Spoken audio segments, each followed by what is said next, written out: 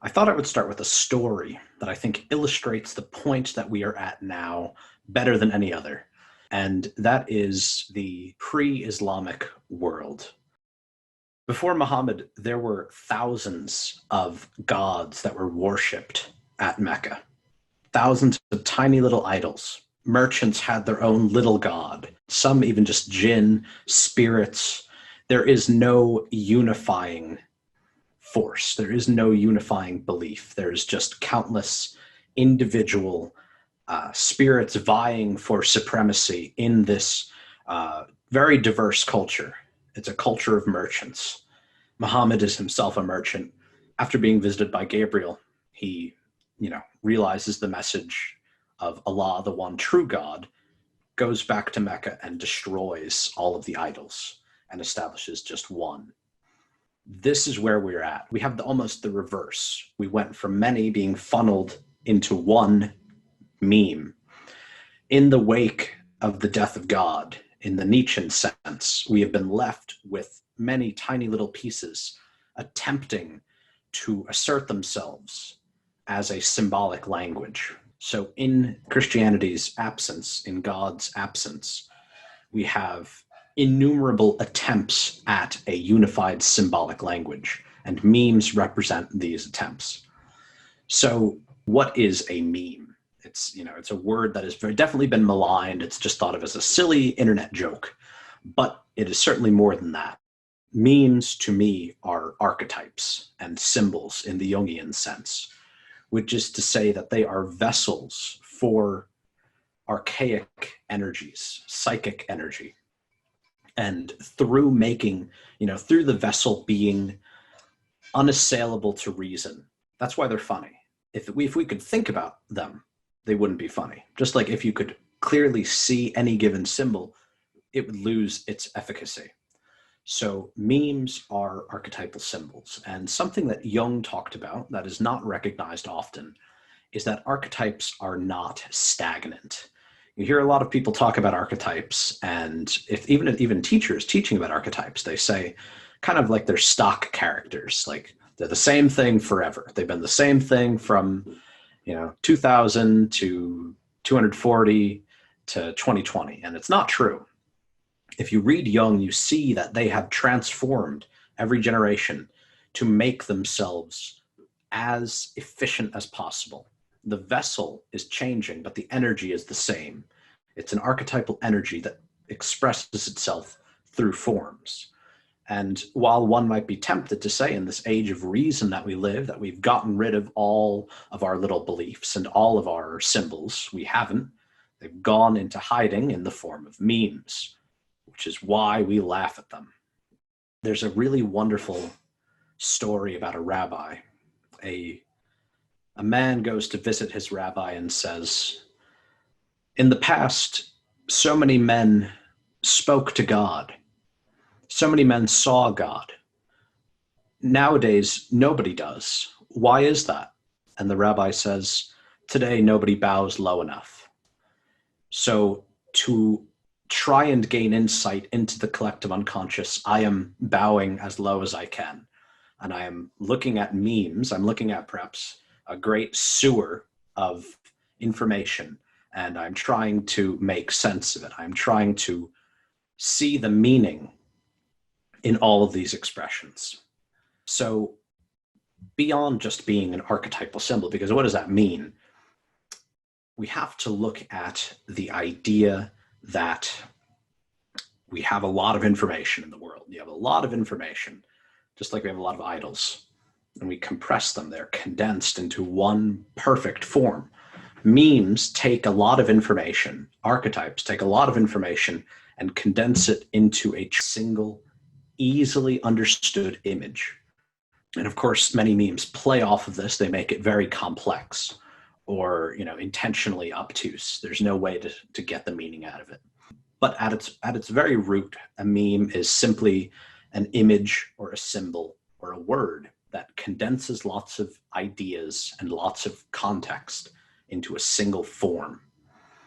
Some really good examples of this would be Kilroy Was Here, which is a popular piece of graffiti from World War II It's a man looking over a wall and his nose is hanging down. Another good example of a graffiti one is Jean-Michel Basquiat's Samo. Samo, copyright, is a kind of god that he invented with a friend, and they would spray paint it all over New York, and everybody knew Samo. Everybody saw Samo, but nobody knew Basquiat. But Basquiat was able to attain fame because of the energy that he had harnessed through the popularity of Samo. Also important is one that everybody recognizes. Everybody knows Spider-Man. Everybody does the Spider-Man hands. You know that this is web shooting, or even Doctor Strange does it too. Ditko knew that he had something good in the Spider-Man hand symbol. I'm sure you see every kid in America, every kid in the world who's seen a Spider-Man movie does that wanting to sling webs. That is an effective symbol because it inspires repetition. It takes something really interesting, something supernatural, which is web slinging, and then every kid wants to do that. That's another good, Spock. You take an alien with superpowers and he makes a symbol. And if you learn to do it, every kid wants to do it because every kid wants power. It takes a knowledge of comics. It takes a knowledge of television. And then also important, now we get into the occultism, because we've talked about Jung and talked about it, but we have to see the occultism applied. And we see that in V for Victory and Peace. Now, Churchill utilized V for Victory to empower Britain's symbolism. But what many don't know is that Aleister Crowley actually invented V for Victory as a weapon against the Nazi swastika. The swastika is a reversed solar symbol, which is why many now use the black sun, because the black sun is another reversed solar symbol. The solar god, or at least in this context, is Ra. And who is able to attack Ra is Seth, Apophis, and his symbol is V, because he's a destroyer. He cuts. In a video, I'd actually explained how rock, paper, scissors is a symbolic game and one of the oldest games ever played. But that is a magical usage. That's why that's such a powerful symbol. And of course, the swastika is still powerful. The swastika is still one of the most powerful symbols because, you see somebody wearing it and you know what it means. You know what that symbol means.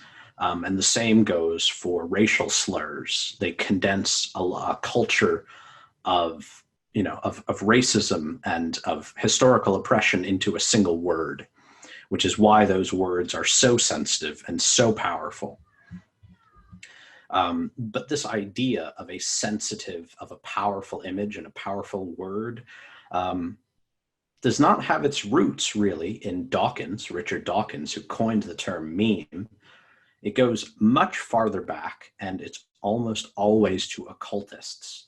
It is an intrinsically occult idea. We find it in Eliphas Levi. Levi talks about how ideas are oftentimes more infectious than diseases themselves. His occult vision is one of a world as will. He was influenced by Schopenhauer directly, in fact, and he viewed diseases of will as diseases spread through images and words and fads. And he said that, they spread faster than cholera.